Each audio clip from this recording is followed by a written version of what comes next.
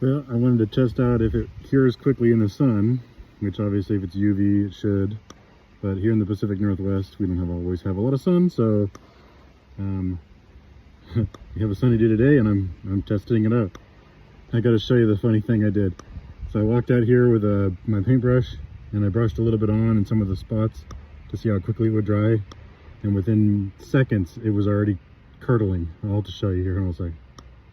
So this is what happened when I tried to brush it on while I was out in the sun. Stupid me. I've never used UV, so UV resin in the sun. But it's already dry to the touch. I'll give it a little bit more time. This shit went on and got chunky. Look how much it chunked. But I was trying to fill in that gap, which I actually think I did a good job of filling in the gap other than leaving this leftover resin. But that'll be all sanded off, so I'm not super worried about it. But this, I mean, it cured quickly out here. I just barely did this one. It's already dry to the touch. A little tacky in some spots.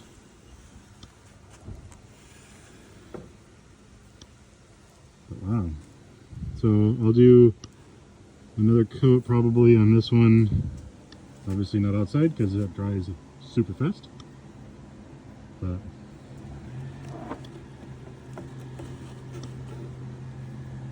turned out pretty cool.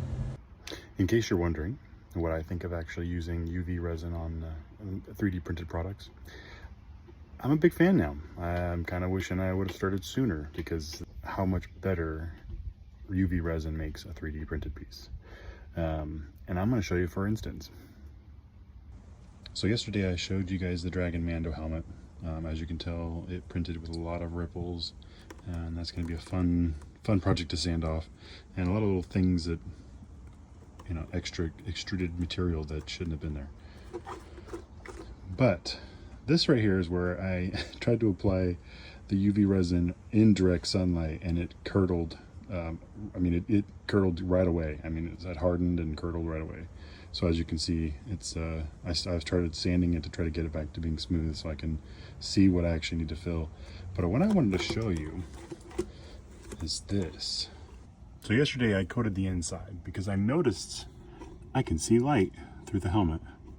So not only did I have ripples, but the top for some reason didn't print all the way, or didn't print properly. As you can see, there's light showing through.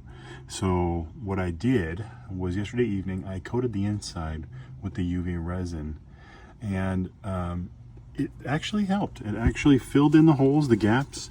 I did notice that some of the resin that hardened right away when I did the inside of this helmet, some of the resin hardened immediately, and some of the resin on the inside that was underneath the resin that hardened, the first top layer, that resin actually seeped out some of the holes, which I don't mind because I'd like to get all the holes filled.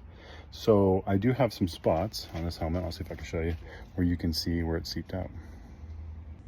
All right, so what I didn't notice yesterday, and this is one of the reasons why I liked where that it seeped out of the holes, this didn't actually get sealed properly. So today I'll actually put some more UV resin on it and cure it, but you can see where it seeped out of some of the holes over here and actually ran down the helmet.